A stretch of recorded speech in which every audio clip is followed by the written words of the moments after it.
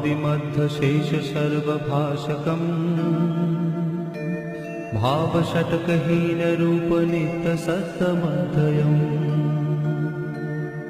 वङ्मनौति गोचरं च नेति नेति भावितम् तं नमामि देवदेव रामकृष्णमीश्वरम् आदितेयविहरं सुरारिदैत्यनाशकम् साधुशिष्टकामदं महिषुभारहारकम् सत्मरूपतत्त्वकं युगे युगे च दर्शितम् तं नमामि देवदेव रामकृष्णमीश्वरम् सर्वभूतसर्गकर्मसूत्रबन्धकारणम् येन कर्म पापपुण्यतारतम्य साधनम् बुद्धिभाषसाक्षिरूप सर्वकर्मभासनम्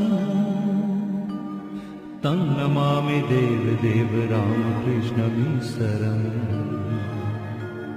सर्वजीवपापनाशकारणं भवेश्वरम् स्वीकृतं च गर्भवासदेवधानमीदृशम् यापितं सलीलया च येन दिव्यजीवनम् तं नमामि देवदेव रामकृष्णमीश्वरम् तुल्यलौष्ट्रकाञ्चनं च हेयने अधिगतम् स्त्रीषु नित्यमातृभावशक्तिरूपभावकम् येन भक्तिभुक्तिमुक्तिशुद्धबुद्धिदायकम् तं नमामि देवदेव रामकृष्णमीश्वरम् सर्वधर्मगम्यमूलसत्ततत्तदेशकम् सिद्धसर्वसम्प्रदायसम्प्रदायवर्जितम् सर्वशास्त्रमर्मदर्शि सर्वविन्निरक्षरम् तं नमामि देवदेव रामकृष्णमीश्वरम्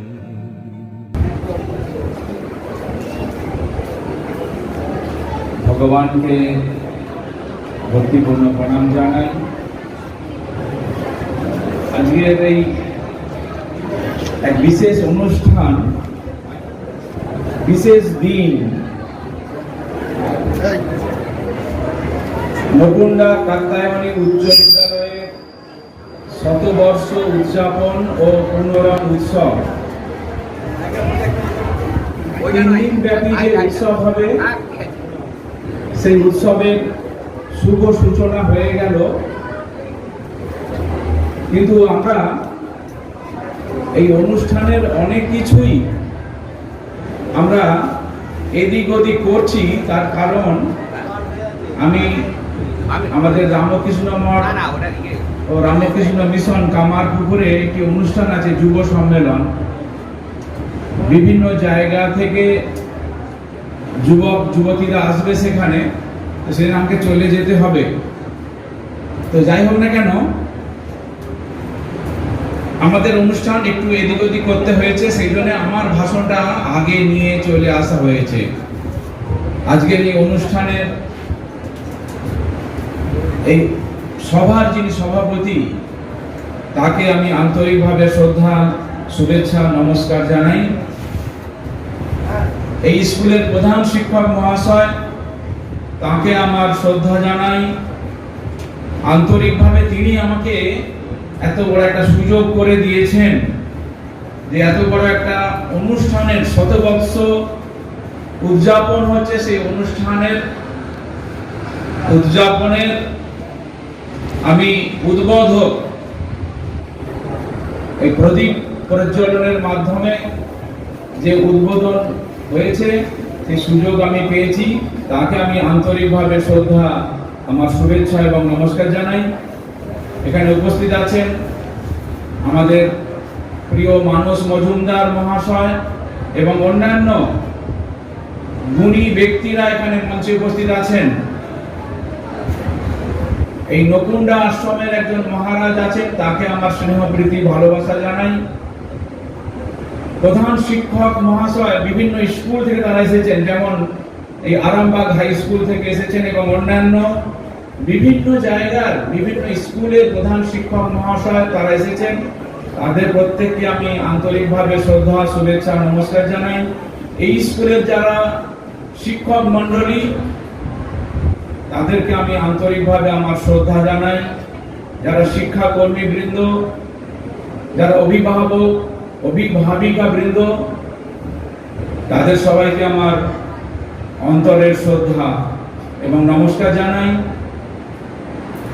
যারা গ্রামবাসী বৃন্দ এই উৎসবে যোগদান করেছেন তাদেরকেও আমার অন্তরের শ্রদ্ধা, আর যারা রয়েছে ছাত্র ছাত্রী প্রত্যেকে আমার স্নেহপ্রীতি ভালোবাসা জানাই। এই স্কুলের 100 বর্ষ পূর্ণ হয়েছে।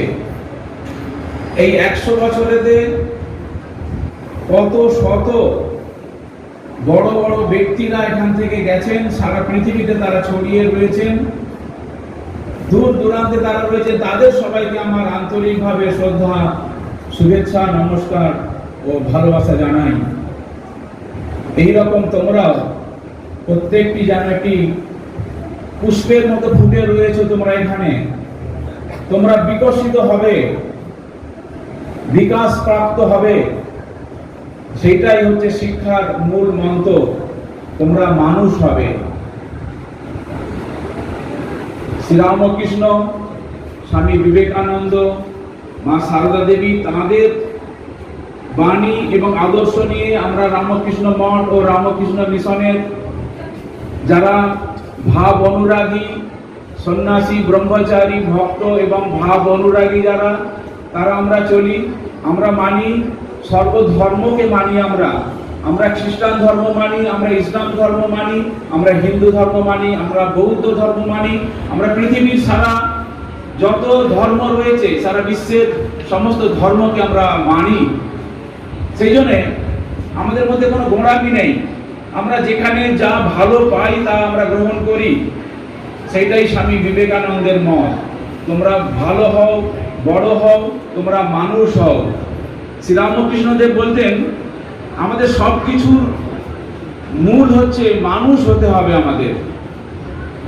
সেই স্বামী বিবেকানন্দ একটা মন্ত্র উচ্চারণ করতেন, মায়ের কাছে প্রার্থনা করতেন, বলতেন, মা আমায় মানুষ করো, আমার দুর্বলতা কাপুরুষতা দূর করো, আমায় মানুষ করো।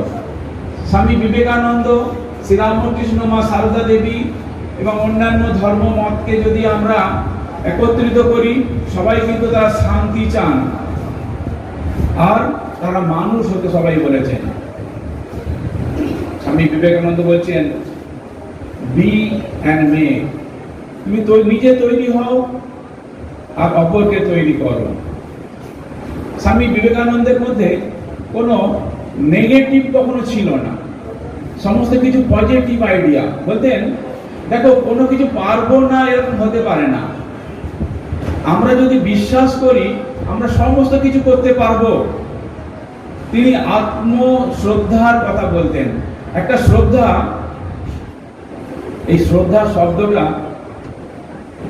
সংস্কৃত শব্দ। স্বামী বিবেকানন্দ পাশ্চাত্যে যখন বক্তৃতা করতেন, এই শ্রদ্ধা সম্বন্ধে তিনি অনেক বক্তৃতা করেছেন। আর তিনি তাদের কাছে বলতেন, দেখো এই শব্দটা আমি ইংরেজিতে ট্রান্সলেট করে বলতে পারছি না, এই শ্রদ্ধা শব্দটার কি অ্যাকচুয়াল ট্রান্সলেশন হবে। তিনি শ্রদ্ধাটাকে শ্রদ্ধাই বলতেন, কিন্তু শ্রদ্ধাটাকে তিনি এক্সপ্লেন করতেন, বলতেন যে শ্রদ্ধা এমন একটা জিনিস যে শ্রদ্ধার বলে একজন ছাত্র ভালো ছাত্র হতে পারবে। এই শ্রদ্ধা থাকলে একজন শিক্ষক ভালো শিক্ষক হতে পারবেন।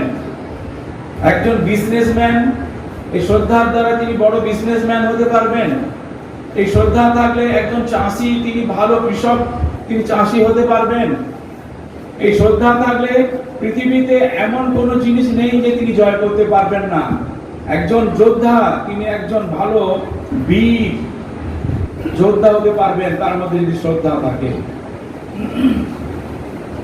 সেই জন্য স্বামী বিবেকানন্দ বারবার সবাইকে শ্রদ্ধার কথা বলতেন।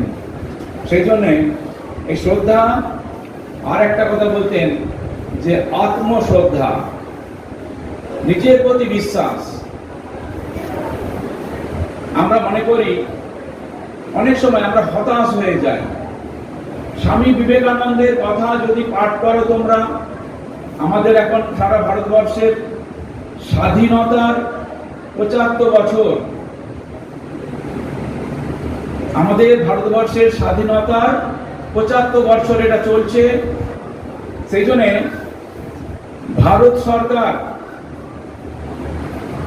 কেন্দ্রীয় সরকার তারা ঘোষণা করেছেন এই বছরটিকে, আমাদের যে স্বাধীন হয়েছিল ভারতবর্ষ আজাদ, সেই আজাদি কা অমৃত মহোৎসব করা হবে বলে তাতে ঘোষণা করা হয়েছে যে স্বামী বিবেকানন্দের জন্মদিন যে 12ই জানুয়ারি, সেই দিন থেকে শুরু করা হয়েছে এবং 15ই আগস্ট পর্যন্ত এই উৎসব পালন করা হবে। কেন স্বামী বিবেকানন্দের এই জন্মদিনটিকে বেছে নেওয়া হয়েছিল?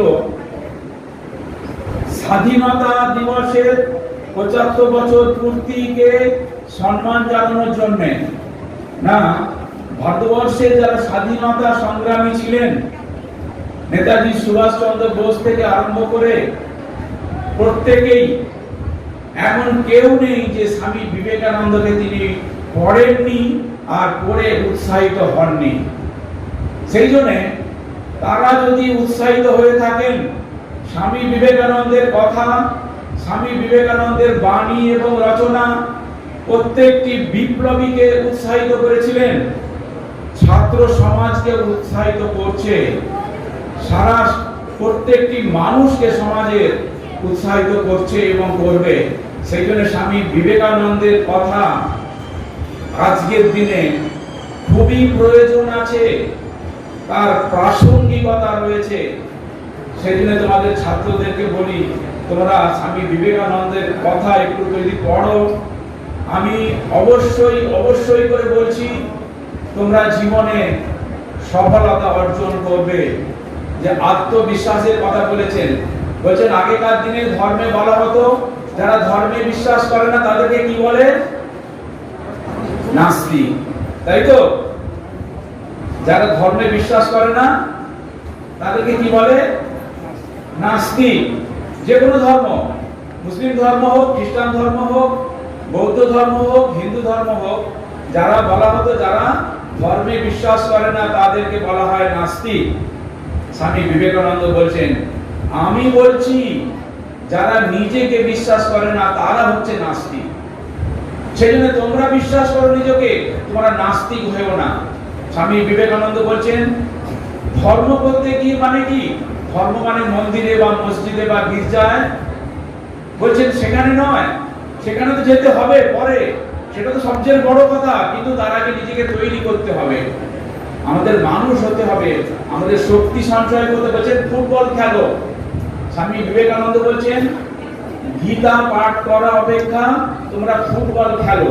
তার মানে ধর্ম করতে মানা করছেন না, কিন্তু ধর্ম হচ্ছে আরো উচ্চ জিনিস। সেই উচ্চ জিনিস বোঝার জন্য আমাদের মস্তিষ্কটাকে আরো উর্বর করতে হবে, আরো শক্তিশালী করতে হবে। সেই জন্য ফুটবল খেললে আমরা শক্তি সঞ্চয় করতে পারবো। আর আমার মধ্যে তখন ওই গীতাতে বা ধর্মেতে কি রয়েছে, হিন্দু ধর্মে কি রয়েছে, মুসলিম ধর্মে কি রয়েছে, খ্রিস্টান ধর্মে কি রয়েছে, সেটা আমরা ভালো বুঝতে পারবো যদি আমাদের মস্তিষ্কটা উর্বর হয়, আমাদের শরীর যদি লোহের মতো শক্তিশালী হয়। সেজন্য স্বামী বিবেকানন্দ বলছেন যে তোমরা গীতা পাঠ করা অপেক্ষা ফুটবল খেলা অপেক্ষা, গীতা পাঠ করা অপেক্ষা ফুটবল খেলো, ফুটবল খেলো, ব্যায়াম করো। স্বামী বিবেকানন্দ বলছেন সেই রকম ভারতবাসী আমি চাই যাদের সাত চড়ে, সাতটা গালে চড় মারলেও মুখে রাহা বেরোবে না, মিনমিনে পিনপিনে, সেই রকম ভারতবাসীর দ্বারা কিছু হবে না। ভারতবাসী হতে হবে সাহসী, বীর। বলছেন সেই জন্য বলছেন হে বীর, সাহস অবলম্বন করো, সদর্পে বলো আমি ভারতবাসী, ভারতবাসী আমার ভাই। হে বীর, সাহস অবলম্বন করো। স্বামী বিবেকানন্দ গীতার একটি শ্লোক খুব ভালোবাসতেন এবং তার কাছে খুব প্রিয় ছিল এই কবি শ্লোকটি।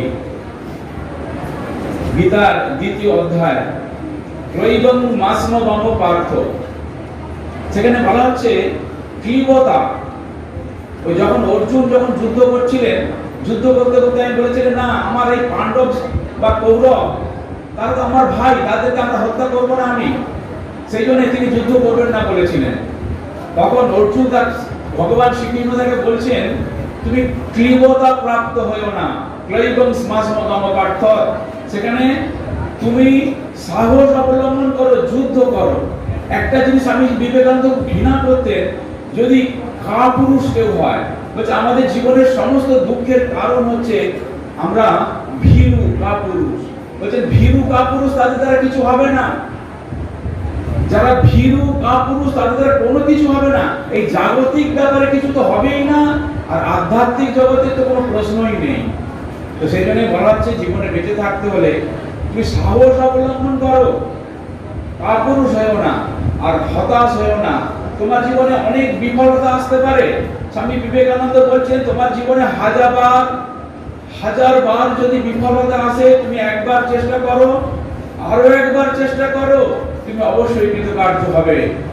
সেই জন্য স্বামী বিবেকানন্দের বাণী আজকে আমাদের খুব প্রয়োজন। আমাদের বর্তমান সমাজ অবক্ষয় আমরা দেখছি, চারদিকে অবক্ষয়। তো আমরাও সেই অবক্ষয়ের গা যদি ভাসিয়ে দিই তাহলে কিন্তু আমরা আর বাঁচবো না। সেই জন্য তোমরা ছাত্র ভাই বোনেরা তোমাদেরকে বলছি, স্বামী বিবেকানন্দকে একটু তোমরা পড়ো।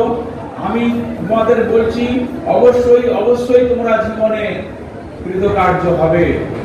তোমরা ভালোবাসতে শেখো, হৃদয়ে প্রেম থাকবে। তোমরা যদি পবিত্রতা অর্জন করতে পারো, সাহস অর্জন করতে পারো, সারা পৃথিবী তোমাদের পায়েতে মাথা নত করবে। এটা স্বামী বিবেকানন্দের কথা। স্বামী বিবেকানন্দ কখনো ভাঁওতা দিতে জানেননি। আজকের জগতে আমরা অনেক ভাঁওতাবাজি দেখি, স্বামী বিবেকানন্দ, শ্রীরামকৃষ্ণদেব, মা সারদা দেবী তারা ভাঁওতা দিতে আসেননি। তারা যা বলে গেছেন তারা অবশ্যই সেগুলো সত্য হবে। তোমরা যদি পবিত্রতা অর্জন করতে পারো, তোমরা যদি বীর সাহসী হও, তোমরা যদি হতাশ হয়ে না পড়ো, স্বামী বিবেকানন্দ বারবার বলছেন তোমরা এগিয়ে চলো। বলছেন arise, awake and stop not till the goal is reach. তোমরা ওঠো, জাগো, তোমরা আর ঘুমিয়ে থেকো না। স্বামীজির এই বাণী যারা সত্যিকারের, যারা মন দিয়ে পড়ে, হৃদয় দিয়ে ভালোবাসে, তারা সত্যি সাহস পায়, শক্তি পায়। যারা শুয়ে শুয়ে স্বামী বিবেকানন্দর বই পড়েছে তারা বসে পড়েছে, যারা বসে বসে পড়ে তারা দাঁড়িয়ে পড়েছে, যারা দাঁড়িয়ে দাঁড়িয়ে স্বামী বিবেকানন্দের বাণী পড়েছে তারা ছুটতে আরম্ভ করেছে, তারা লক্ষ্যে পৌঁছে গেছে। স্বামী বিবেকানন্দ বারবার বলেছেন arise, awake and stop not till the goal is reach. আমাদের জীবনের যা উদ্দেশ্য আমরা অর্জন করবই, এই দৃঢ় প্রতিজ্ঞা নিয়ে লাগতে হবে। দেখবে স্বামীজির আশীর্বাদ তোমাদের মাথাতে অবশ্যই বর্ষিত হবে। এই আজকের এই উদ্বোধনী ভাষণ দিতে গিয়ে আমার বক্তব্য দীর্ঘায়িত করব না, আমাকেও ফিরে যেতে হবে। আমি ভগবান শ্রীরামকৃষ্ণ, বিশ্বজননী শ্রীমা সারদা দেবী, বীর সন্ন্যাসী স্বামী বিবেকানন্দ এবং মা সরস্বতী, তাদের শ্রীচরণে ভক্তিপূর্ণ প্রণাম জানাই। তারা অবশ্যই এই স্কুলের প্রতি, এই স্কুলের উপর তাদের আশীর্বাদ তো আছেই, নাহলে 100 বর্ষ অতিক্রম করতে পারে না। এখান থেকে শত হাজার ছাত্র ছাত্রী তারা বেরিয়ে গিয়ে সারা পৃথিবীর বিভিন্ন প্রান্তে ছড়িয়ে পড়েছে, বিভিন্ন জায়গায় প্রতিষ্ঠিত হয়েছে। তোমরাও সেই রকম প্রতিষ্ঠিত হবে তাদের আশীর্বাদ নিয়ে। এই প্রার্থনা করে আবার সবাইকে, এখানে যারা উপস্থিত আছেন শ্রদ্ধেয় ব্যক্তিজন, তাদেরকে সবাইকে যথাযোগ্যভাবে আমার অন্তরের শ্রদ্ধা